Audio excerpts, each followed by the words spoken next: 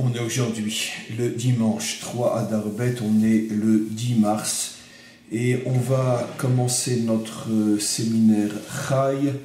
Le thème est la suite de ce que nous avons commencé la semaine dernière sur l'antisémitisme, et je voudrais, dans la courte intervention que je vais faire avant de passer à vos questions, je voudrais continuer donc bien évidemment et voir cette notion sous un aspect un petit peu différent que je n'ai pas souvent abordé même dans les cours et que je voudrais aborder peut-être pour la première fois avec vous.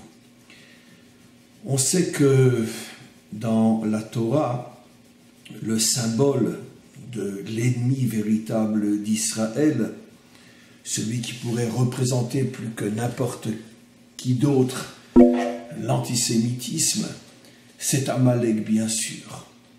Et comme je l'ai expliqué de nombreuses fois, c'est dans des cours relativement récents aussi qui sont sur le site, entre autres le séminaire que j'avais fait à Marseille, bien que là-bas j'ai expliqué qu'il faudrait plutôt parler d'antisionisme plutôt que d'antisémitisme, et dans le cadre de notre séminaire, je ne veux pas rentrer dans ces nuances. On parle, disons, de l'antisémitisme dans le sens de anti-juif, anti-Israël.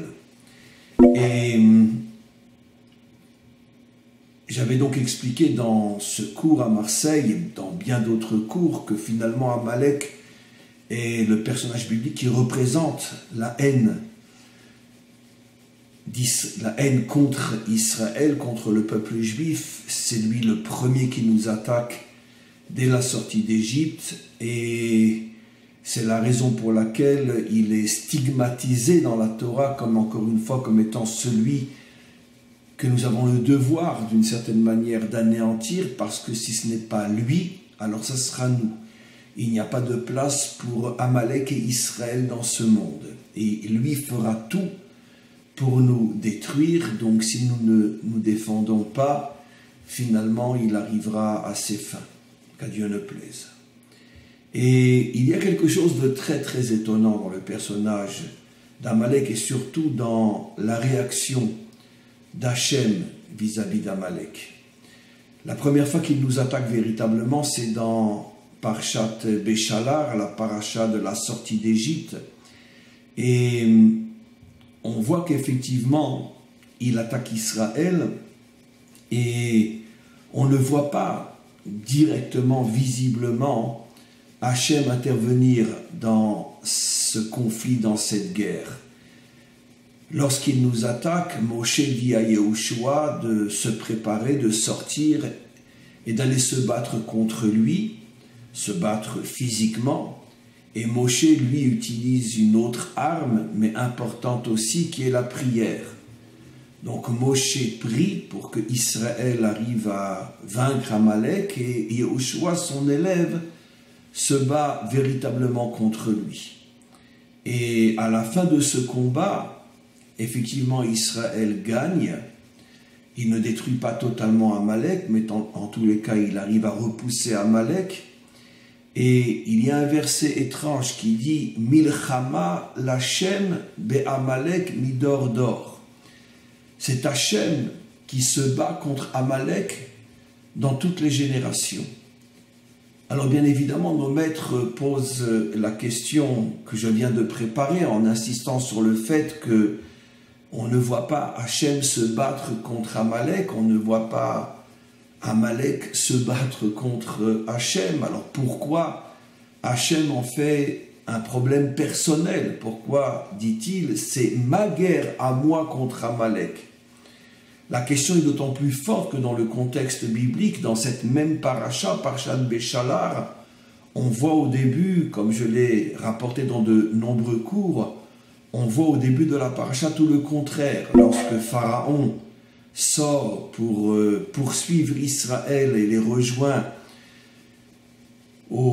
près donc de la mer Rouge, et Israël ne sait pas comment réagir, et à ce moment-là on voit que Hachem intervient et il dit à Moshe de dire à Israël « Atem tacharishun » vous gardez le silence, ne faites rien, Hachem yilachem lachem, c'est Hachem qui va se battre pour vous.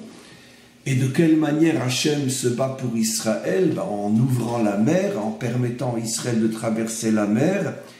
Et les Égyptiens pensaient qu'eux aussi arriveraient à traverser la mer, et la mer se referme sur eux. C'est le combat d'Hachem donc contre Pharaon et contre son armée.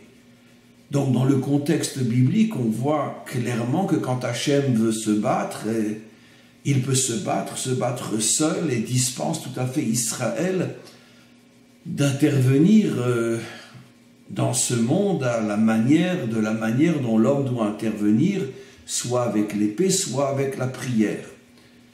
Et donc dans la même paracha, à la fin, on ne voit pas encore une fois du tout Hachem se mêler, intervenir dans ce combat contre Amalek.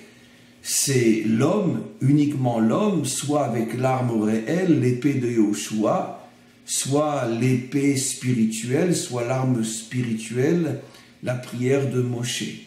Donc, je reviens sur la question que j'ai demandée. Pourquoi, encore une fois, Hachem dit c'est ma guerre contre Amalek? Alors, bien évidemment, de là, nos maîtres comprennent quelque chose d'extraordinaire. Quand le verset dit c'est ma guerre contre Amalek, ça ne veut pas dire que Hachem lui-même va se battre. Mais cela signifie que Hachem nous révèle qu'en vérité, Amalek ne s'attaque pas à Israël parce qu'il a quelque chose contre Israël et ça se limite à Israël. En vérité, Amalek cherche à détruire Hachem. Et le moyen de détruire Hachem, c'est de détruire ceux qui sont censés le représenter dans ce monde, c'est-à-dire Israël. Encore une fois, je répète parce que c'est très très important.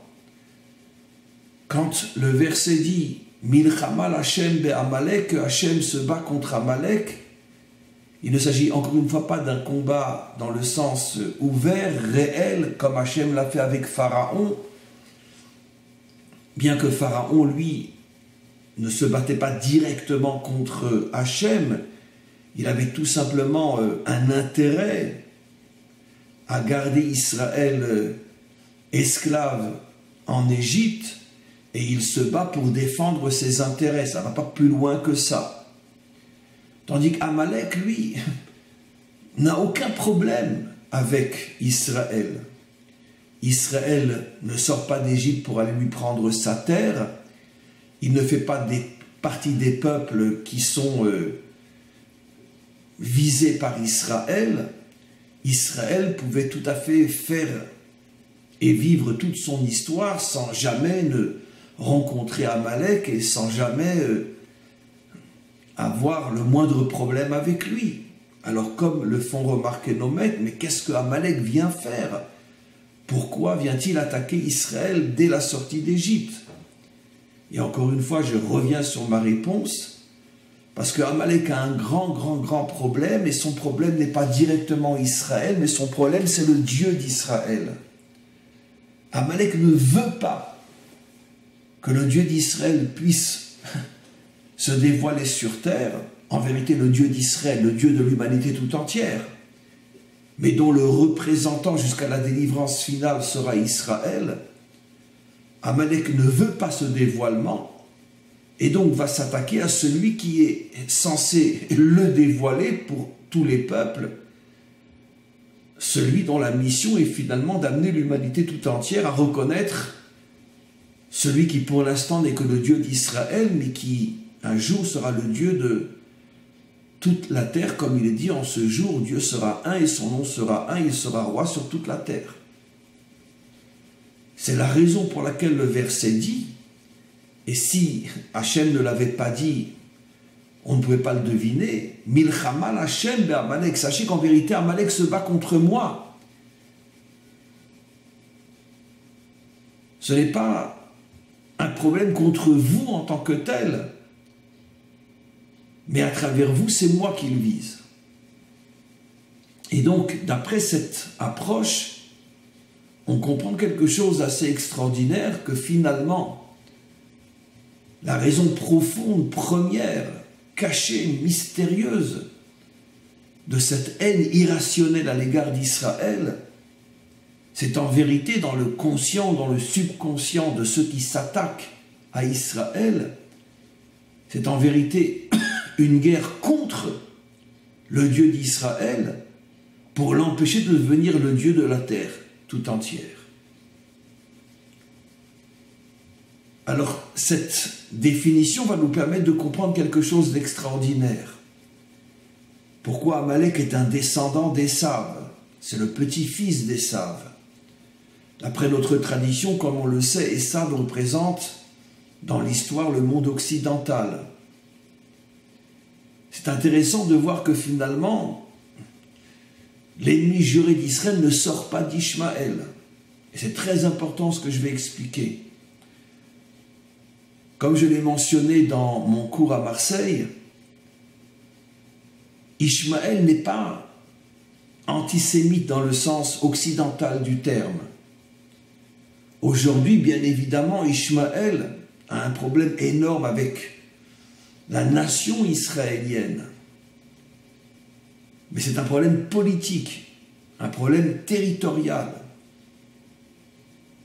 Et même si, et bien évidemment, on n'est pas dupe, et surtout moi je ne suis pas dupe, et je sais très bien qu'il y a des causes aussi religieuses et spirituelles qui se cachent derrière cette vitrine politique ou territoriale, et que les causes religieuses et spirituelles sont les véritables causes de ce conflit.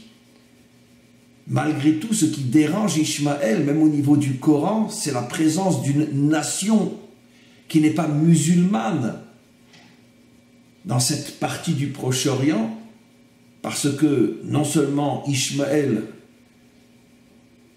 veut d'une certaine manière conquérir le monde entier et imposer sa religion partout dans le monde, mais bien évidemment à combien plus forte raison dans la partie du monde où il est majoritaire, au Proche-Orient. Au Proche-Orient, tous les peuples sont musulmans. Donc il ne peut pas accepter qu'il puisse y avoir un territoire dans le Proche-Orient qui ne soit pas musulman. En tant que nation, c'est ça ce qui le dérange. Mais il n'a pas, et c'est ça la grande différence entre l'Occident et Ishmaël, il n'a pas du tout cette haine à l'égard du juif ou de la religion juive, comme là, le monde occidental. Quand je parle du monde occidental, je parle bien sûr de la dimension Amalek qui est dans le monde occidental. L'idéologie amalécite est liée à l'Occident, à Ésav, n'est pas liée à Ishmaël. J'ai donné dans cette conférence à Marseille 2 exemples absolument bouleversants. 2 nations qui sont ouvertement des ennemis jurés d'Israël, l'Iran, la Turquie. En Iran et en Turquie, les Juifs, en tant que citoyens turcs ou citoyens iraniens, vivent avec pratiquement les mêmes libertés, les mêmes droits que le citoyen iranien musulman ou que le citoyen turc musulman. En Turquie, il n'y a aucune différence entre un juif turc et un juif musulman turc. En Iran, bien sûr, c'est pas tout à fait la même chose, mais malgré tout, les juifs vivent relativement bien et libres en Iran. Comment un pays qui ouvertement veut détruire Israël, comment accepte-t-il de donner autant de liberté, autant de droits aux Juifs qui vivent en Iran? C'est bien la preuve que ce n'est pas un problème contre le juif ou la religion juive, mais c'est un problème lié à la présence d'une nation non musulmane dans un endroit qui est à 99,9% un endroit où c'est l'islam qui règne, c'est-à-dire au Proche-Orient. C'est ça le véritable problème. Encore une fois, bien évidemment, dans l'histoire, il y a eu des actes antisémites venant de la part de musulmans à l'égard des juifs, mais c'est incomparable, ça n'a rien à voir, c'est presque insignifiant par rapport à ce qui s'est passé en Occident pendant 2000 ans, en Occident chrétien. Alors pourquoi? Parce que, justement, en vérité, tout a commencé avec le christianisme. Quand je parle du christianisme, évidemment, je ne rentre pas dans toutes les nuances énormes entre les protestants, les catholiques, les évangélistes et toutes les formes et toutes les nuances qu'il y a dans le christianisme.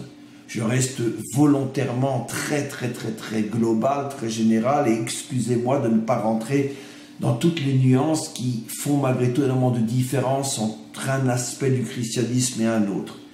Donc volontairement, je dis encore une fois que je ne rentre pas dans les nuances, mais ce que je dis est globalement vrai. Le christianisme a un problème à l'égard du Dieu d'Israël. C'est que l'approche du christianisme est fondée sur une vision de Dieu qui est à l'extrême absolu contraire de la vision juive authentique de Dieu. Ne serait-ce que déjà au niveau de la loi et au niveau aussi de la relation entre le croyant et Dieu. Le christianisme est fondé essentiellement sur la notion d'amour, de pardon, de salut. C'est-à-dire que finalement, Dieu est celui qui fait tout pour l'homme. Je parle bien sûr au niveau des concepts religieux. Dans le judaïsme, c'est tout le contraire.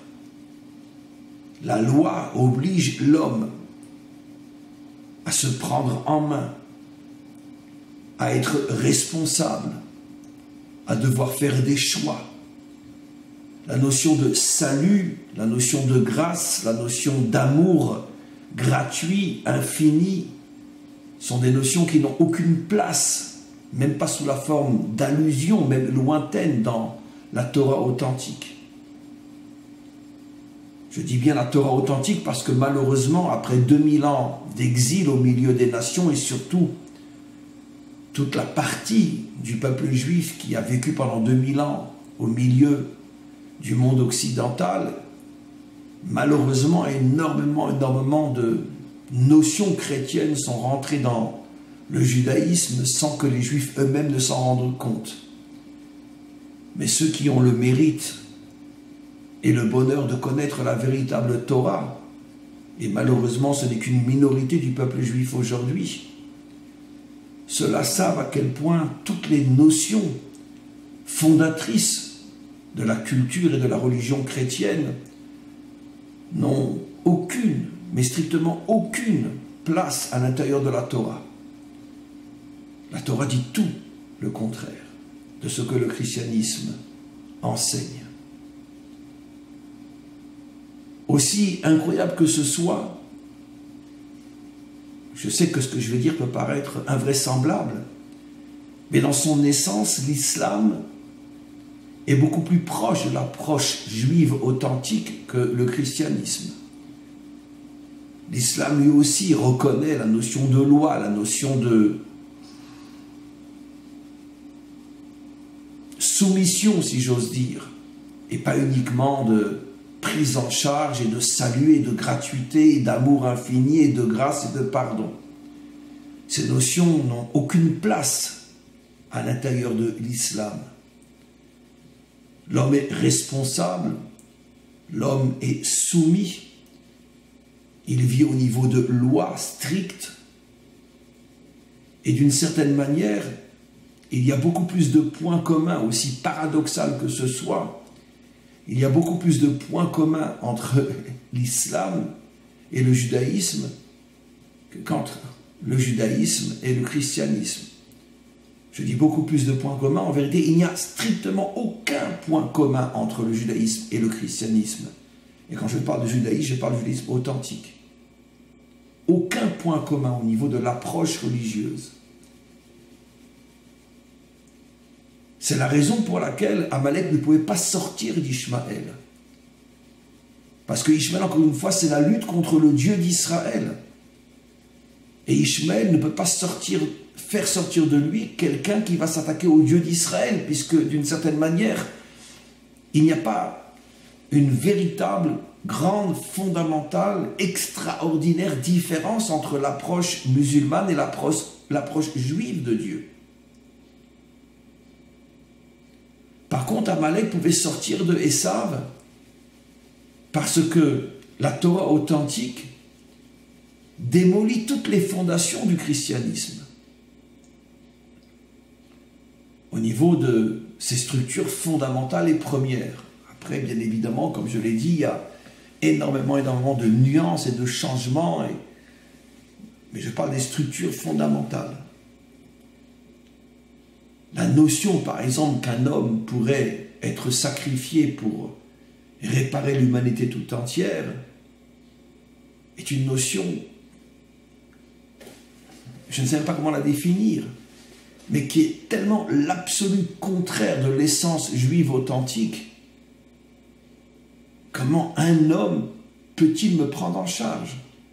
Comment ce qu'il va traverser peut me réparer moi, m'apporter à moi quelque chose?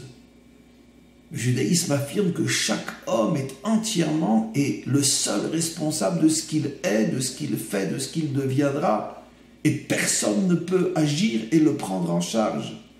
Personne ne peut agir pour lui et le prendre en charge. C'est lui et uniquement lui qui est le seul maître de son présent, de son passé et de son avenir.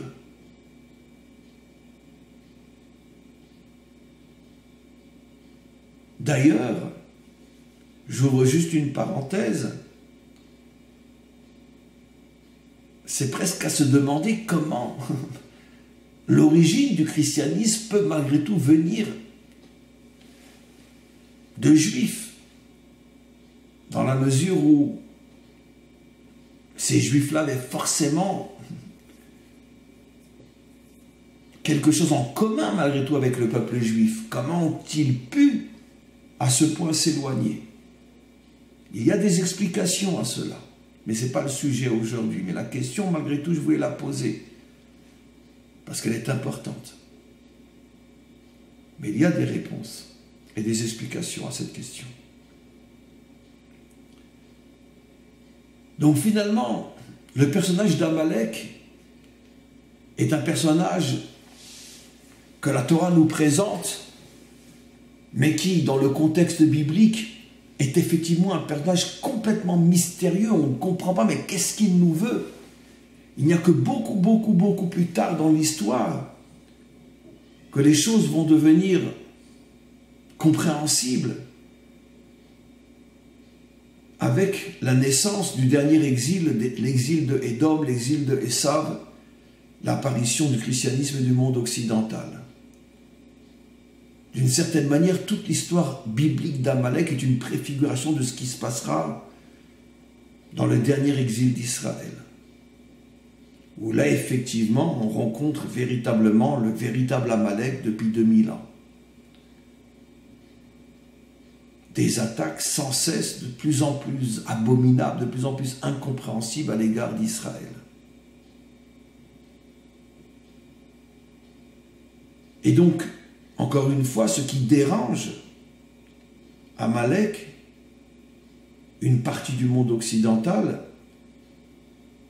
c'est que si finalement Israël réussit, ben c'est 2000 ans d'histoire qui s'écroulent, dont il ne restera rien sur le plan théologique, sur le plan psychologique, sur le plan philosophique, sur le plan idéologique. Puisque si la véritable Torah se dévoile, mais c'est 2000 ans d'une histoire qui finalement se retrouvent dans une situation comme si rien n'avait jamais existé, parce que tout était complètement faux depuis le départ. Ishmaël ne vivra pas la délivrance finale d'une manière aussi catastrophique que le monde occidental, je parle au niveau idéologique bien sûr et théologique, vivra la délivrance finale. Ishmaël, bien évidemment, aura énormément de choses à corriger chez lui surtout dans son extrémisme aveugle, mais dans son essence, il ne se sentira pas étranger aux notions qui se dévoileront au moment de la délivrance finale. C'est évident que l'islam de la délivrance finale n'aura plus rien à voir avec ce qu'il est aujourd'hui, au niveau de sa forme, au niveau de son dévoilement, au niveau de ses habits, au niveau de ses modes d'expression, mais dans son essence fondamentale, qui a complètement, elle aussi été déviée et cachée malheureusement par l'histoire et par tous les fous et tous les extrémistes. Mais dans son essence première et fondamentale, l'islam ne se sentira pas comme complètement étranger à ce qui se passera au moment du dévoilement de la délivrance. Mais le monde occidental, dans son idéologie fondamentalement chrétienne, même sous sa forme laïque, lui va complètement s'effondrer. Et c'est ce qu'il essaye d'éviter en voulant faire disparaître Israël.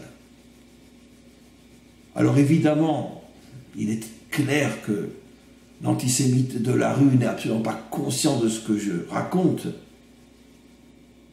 Mais comme je l'ai souvent expliqué, les groupes, les nations, les communautés, les peuples sont dirigés par des forces dont eux-mêmes ne sont même pas conscients de l'enjeu. Et ils agissent comme des outils entre les mains de forces qui les dépassent complètement et qu'ils ne peuvent pas comprendre. Mais dans le subconscient le plus profond de ceux qui attaquent Israël, c'est le problème que j'explique. Et donc, tout ça est dit dans un verset. Milchama Hashem be'Amalek. Hachem se bat contre Amalek parce qu'Amalek véritablement se bat contre Hachem. Et c'est ça ce qu'Amalek veut faire disparaître, en se disant qu'à partir du moment où Israël disparaîtra, automatiquement le Dieu d'Israël ne pourra plus se dévoiler. C'est ça le véritable combat. Alors encore une fois, j'ai pris le combat à sa source, à sa racine la plus haute, la plus mystérieuse, la plus cachée. Mais c'est à ce niveau-là qu'il faut comprendre les choses, et puis après, comment qu'elles descendent et s'incarnent dans l'histoire, ça c'est déjà après du politique, de l'historique, du social, du religieux, de tout ce que vous voulez. Mais c'est la vitrine. Mais rien d'autre que la vitrine. Voilà, on va passer maintenant aux questions.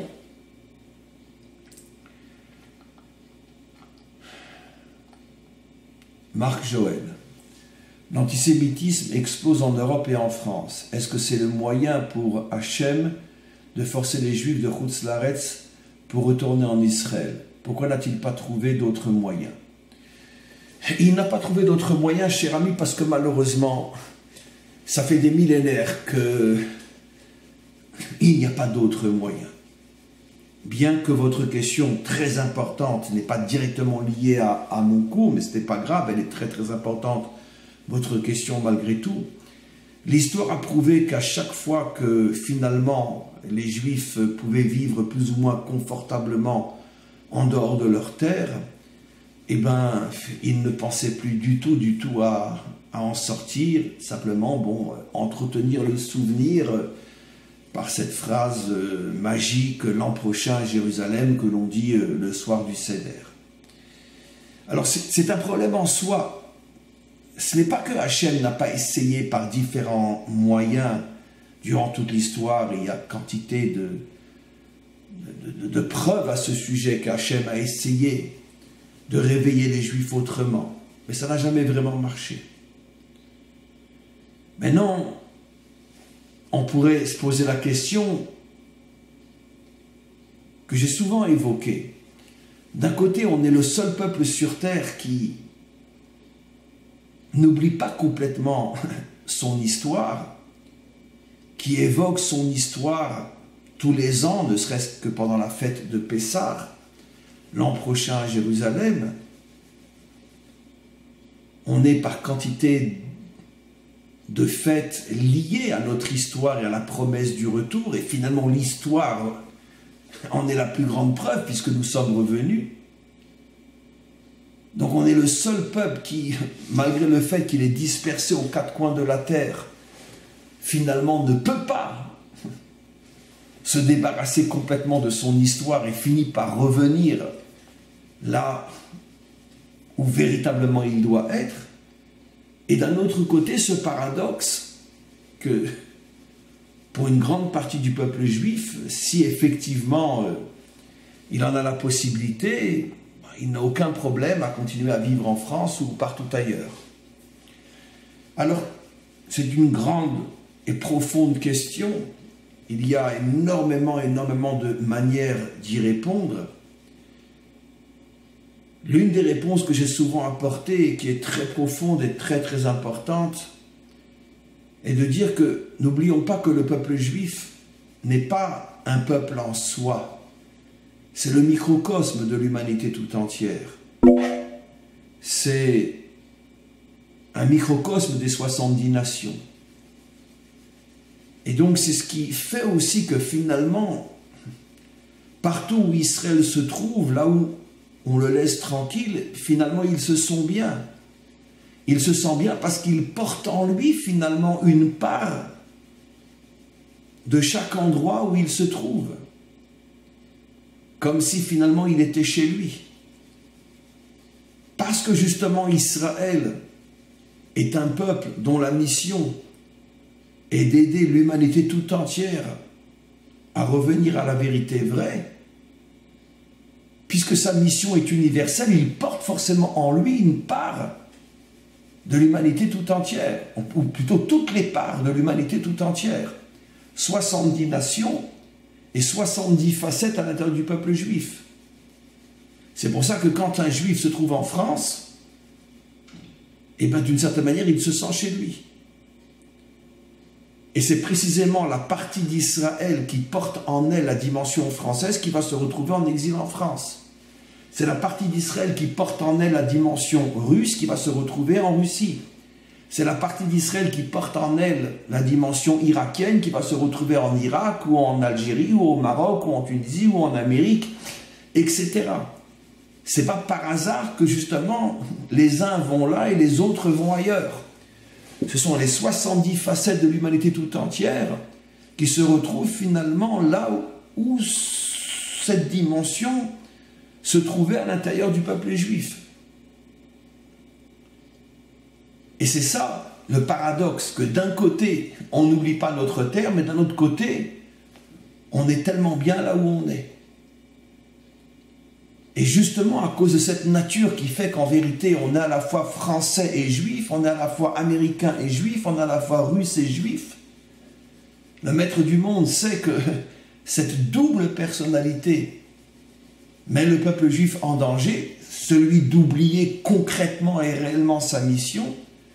Et c'est pour ça que finalement, il retourne les nations contre nous pour nous obliger à revenir à notre véritable mission, qui est d'être un phare pour tous les peuples, mais à partir de notre terre en tant que nation et non en tant qu'individu éparpillé au milieu des nations. Marie-Claire, que peut-on faire concrètement pour lutter contre l'antisémitisme en plus de soutenir Israël?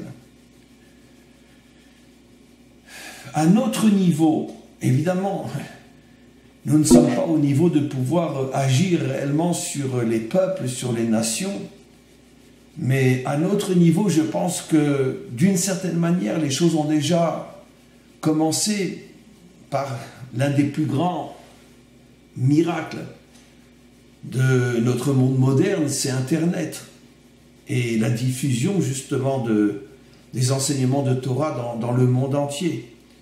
N'oublions pas que pendant 2000 ans, la synagogue était muselée ou aveugle. C'est-à-dire que pendant 2000 ans, les nations, non seulement n'avaient aucune idée de ce que la Torah pouvait transmettre, mais le peu qu'on leur racontait était une diabolisation du judaïsme et des juifs. Et tout d'un coup, depuis quelques années, le monde non juif découvre avec stupeur, bouleversement, que finalement, on leur a caché pendant des millénaires ce que la Torah pouvait révéler, enseigner. Et c'est la raison pour laquelle, pas seulement en français, mais dans toutes les langues, on assiste aujourd'hui à une prise de conscience de millions, je parle de millions, parce qu'il n'y a pas que moi qui diffuse ou d'autres en français. Je ne vous dis pas tout ce qui se diffuse en anglais, en espagnol, en russe. C'est des millions de non-juifs aujourd'hui qui découvrent que finalement on leur a menti pendant 2000 ans. Et que finalement, la Torah, c'est pas le diable. Et bien au contraire. Donc, il y a un travail qui commence à se faire. Ça reste, bien évidemment, même si on peut parler de millions de non-juifs, ça reste malgré tout un travail qui ne touche que des individus. Ce n'est pas encore les peuples qui changent et les nations ou les dirigeants qui changent. Mais malgré tout, le travail a commencé. Comme toujours dans l'histoire, lorsque l'homme plante une graine, une bonne et vraie graine, c'est le maître du monde qui après se charge de la faire pousser et de la transformer en un arbre merveilleux. Comme je le dis souvent, notre travail à nous est de planter des graines. Il y a des hommes beaucoup plus grands que d'autres qui arrivent eux aussi à s'associer au maître du monde dans la transformation de l'arbre, de la graine en arbre. Mais ça, c'est déjà des êtres tout à fait exceptionnels. Il y en a heureusement dans chaque génération. Mais notre tradition nous enseigne, et l'histoire le prouve, que si malgré tout nous sommes des êtres qui ne pouvons pas faire beaucoup plus que de planter des graines, si la graine est une bonne graine, le maître du monde se chargera de la transformer en arbre somptueux. Et les graines, ça fait déjà de nombreuses années que nous les plantons partout dans le monde. Et de plus en plus de non-juifs deviennent des amis sincères, des associés réels, extrêmement importants, aujourd'hui incontournables et indispensables dans la transformation du monde et dans la réparation du monde. Alors c'est évident qu'à vision humaine, tout semble encore à faire. Mais je dis bien à vision humaine. Parce que le maître du monde est au-dessus de l'espace, il est au-dessus du temps. Et en un instant, il peut faire pousser toutes ces graines et les transformer en lumière qui éclaireront le monde entier. Donc je reviens encore une fois et je répète ce que j'ai dit. On doit avoir beaucoup de patience, beaucoup d'humilité, beaucoup d'endurance et comprendre que quelque chose se passe, quelque chose d'énorme se passe. Quand on voit la grande image et qu'on voit où était la Torah d'Israël il y a encore 50 ans, 100 ans, et où elle est aujourd'hui, quand on sait qu'il y a encore 50 ans, 100 ans sur 99,9% des non-juifs partout dans le monde considéraient les juifs au mieux comme des êtres dont il faut se méfier, et que la grande majorité les considérait comme le diable, et qu'aujourd'hui les choses ont changé pour des millions de non-juifs, toutes langues confondues, on voit que malgré tout, il y a un progrès énorme qui s'est réalisé. C'est notre travail, c'est ce que le maître du monde nous demande, chacun d'agir à son niveau, de planter encore une graine et de planter encore une graine. Et puis après, c'est lui qui se chargera, encore une fois, de faire pousser à partir de ces graines les arbres de la délivrance. Christine, la mission d'Israël est donc de raviver l'unité, ce travail sublime de l'amour d'autrui. L'unité, oui, dans le sens, si vous faites allusion à ce que j'ai expliqué, le peuple juif portant en lui l'humanité tout entière, c'est pour ça qu'il a été dispersé aux quatre coins de la terre. À partir du moment où effectivement Israël se reconstruit sur sa terre, c'est comme si c'était d'une certaine manière l'humanité tout entière qui au niveau du micro en tous les cas se reconstruit. En Israël aujourd'hui, il y a des juifs venus du monde entier, sans parler même des convertis. C'est pour ça qu'aujourd'hui en Israël, il y a des juifs chinois, il y a des juifs japonais, il y a des juifs hindous, il y a des juifs africains. Je parle bien sûr par le biais des conversions, et il y a des juifs d'origine venus aussi pratiquement du monde entier. Ce qui veut dire que c'est sur un minuscule territoire, grand comme l'Alsace et la Lorraine, la reconstruction de l'humanité tout entière. Alors il y a énormément de difficultés, bien évidemment, mais n'oublions pas qu'Israël n'a que 70 ans d'existence. Et grâce à Dieu, les progrès sont déjà énormes. Et donc quand Israël arrivera véritablement à se reconstruire, ce micro de l'humanité tout entière reconstruite pourra après effectivement devenir un modèle pour l'humanité tout entière au niveau du macro. Et ce sera la délivrance finale. C'est l'une des raisons profondes effectivement pour laquelle Israël a été dispersé aux quatre coins de la terre, de manière à ce que quand Israël reviendra sur sa terre, c'est toute la terre qui finalement se reconstruit. Et à travers cette reconstruction, c'est l'humanité tout entière qui en bénéficiera. Mais ne serait-ce que, reprenons l'exemple d'Internet. Aujourd'hui, à partir d'Israël, il y a des cours de Torah qui sont donnés dans toutes les langues, qui sont diffusés en Russie, en Amérique du Sud, en France, en arabe aussi. Il y a des cours de Torah qui sont donnés dans les 70 langues et qui sont diffusés dans le monde entier à partir de juifs qui viennent justement de ces endroits-là. Les juifs venant de France diffusent en français, les juifs venant d'Amérique diffusent en anglais, les juifs venus de Russie diffusent en russe, et il y a aussi des convertis chinois ou japonais ou thaïlandais qui diffusent dans leur langue.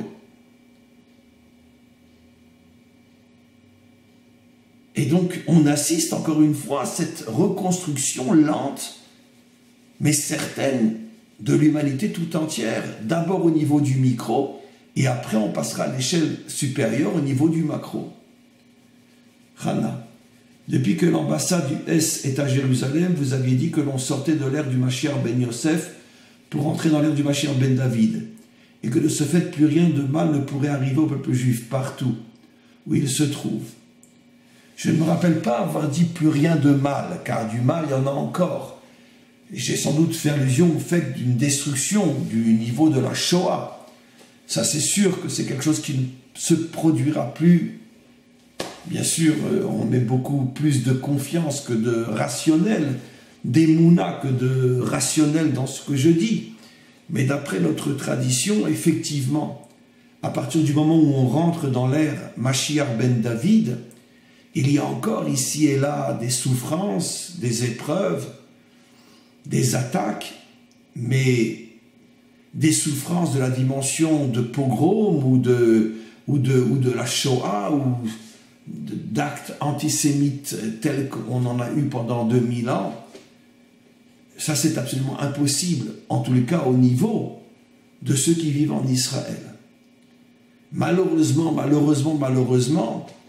après tous les signes que le Maître du monde envoie à ces quelques millions de Juifs qui malheureusement vivent encore en dehors de leur terre et qui ne comprennent pas, après tous les signes que le Maître du monde leur envoie, qu'ils devraient se dépêcher de revenir et faire partie de leur nation sur leur terre, là les choses sont moins évidentes. Et on ne peut pas être sûr et certain qu'il n'y aura pas peut-être des choses graves qui pourront se passer en dehors de la terre d'Israël concernant les Juifs qui, après toutes les occasions qu'ils avaient de revenir et ne seront pas revenus, on ne peut pas savoir ce qui va se passer. Mais pour les Juifs d'Israël, c'est sûr et certain que des souffrances, des malheurs, il y en aura encore. Mais des drames tels que on les a vécus quand nous étions encore en exil, ça c'est absolument impossible. Et surtout, comme je l'ai expliqué, depuis que nous sommes rentrés dans la phase Mashiach ben David, bien qu'on est encore tout au début de ce processus, mais on est rentré dans la dernière étape de la délivrance et on avance chaque jour davantage vers le dévoilement du Mashiach. Marc Joël. Esav Amalek ne veut pas d'Israël, vous venez de le dire. Pourquoi pensez-vous qu'il changera d'avis? Il changera d'avis tout simplement si j'ai bien compris la question, il changera d'avis tout simplement lorsque ce qu'il voulait empêcher n'aura pas pu être empêché. Lui veut détruire Israël pour empêcher le dévoilement d'Hachem. Mais si Israël réussit à se reconstruire en tant que nation sur sa terre, Hachem se dévoilera finalement et le dévoilement sera tellement fort qu'il ne laissera plus d'autre choix à Esav que de reconnaître que finalement son combat, grâce à Dieu, n'a pas abouti, n'a pas réussi. C'est ce que dit le prophète Obadiah, le dernier verset. Les exilés qui sont revenus monteront sur le mont Sion pour juger la montagne de Esav. Ce sera le jour du grand jugement où finalement tous les survivants de 2000 ans d'exil au milieu d'Esav et de toutes les souffrances que nous avons traversées, ces survivants qui représenteront finalement Israël qui aura réussi à survivre après 2000 ans d'antisémitisme terrible, effroyable, horrible, entameront un procès à Esav, où Esav devra rendre des comptes de tout ce qu'il a fait à Israël pendant 2000 ans, et surtout, ce procès aura pour but de faire comprendre et admettre à Esav que finalement, il a complètement échoué dans sa volonté de détruire Dieu à travers Israël, car c'est bien de ça qu'il s'agit, détruire le vrai Dieu en s'attaquant à Israël. Et comment termine le prophète Obadiah? Ve'aïtal Hashem hamelucha. Et grâce à ce procès-là, Dieu sera reconnu comme roi sur toute la terre. Et ce sera la fin totale de l'idéologie esavique, de la théologie esavique, et le monde reviendra entièrement à la Torah. C'est-à-dire que les 70 nations découvriront chacune sa part, sa facette de la Torah qui lui correspond. Et cette facette, bien sûr, n'aura rien strictement, absolument rien à voir avec ce qu'aura été l'idéologie théologique, philosophique de l'Occident pendant 2000 ans. Et ce sera d'une certaine manière, à ce moment-là, la reconstruction de l'humanité, surtout par la reconstruction de l'Occident, qui est, quoi qu'il en soit, la partie la plus forte, la plus puissante de l'humanité tout entière, et donc sa reconstruction apportera un bienfait énorme à l'humanité tout entière. Voilà, je ne vois pas d'autre. S'il y a une autre question. Tout le clan d'Israël ne pourra revenir en Israël. Je ne comprends pas. Si tout Israël peut revenir sur sa terre aujourd'hui, il y a largement de place pour tout le monde. Si vous vous promenez en Israël, et surtout si vous allez dans le sud d'Israël, vous verrez à quel point il y a encore, rien qu'entre Beersheba et Eilat, il y a de quoi mettre encore 4 ou 5 millions de juifs, et partout d'ailleurs en Israël. Grâce à Dieu, notre peuple, c'est un petit peuple. On est 10, 15, 12 millions maximum dans le monde entier et il y a de quoi remplir toute la terre d'Israël et il restera encore énormément de territoires vides, même si tous les Juifs revenaient sur leur terre. Donc il n'y a aucun problème à faire revenir tout Israël sur sa terre. Ah, vous parlez de 1/5. Non, la différence qu'il y aura entre la délivrance finale, telle que c'est rapporté par nos textes, et la sortie d'Égypte, c'est qu'au moment de la délivrance finale, pratiquement tout Israël reviendra sur sa terre. Et pas seulement un cinquième comme au moment de la sortie d'Égypte. Voilà, on va s'arrêter là pour aujourd'hui. Merci, merci, merci pour vos questions. Et à partir de la semaine prochaine, il y aura un nouveau sujet. Je pense que ça va être lié sans doute à la fête de Pourim, dont je vais réfléchir. Mais en tous les cas, pour ceux qui sont avec nous maintenant dans ce live, n'oubliez pas qu'à 2h, on refait un live dans l'Institut des ustensiles du Temple. Et donc, à tous et à toutes, on se retrouve tout à l'heure. Merci d'avoir été présent pour ce groupe Rai. Et vraiment, vraiment, vraiment, encore une fois, merci à tous et à toutes. Une très, très, très bonne journée.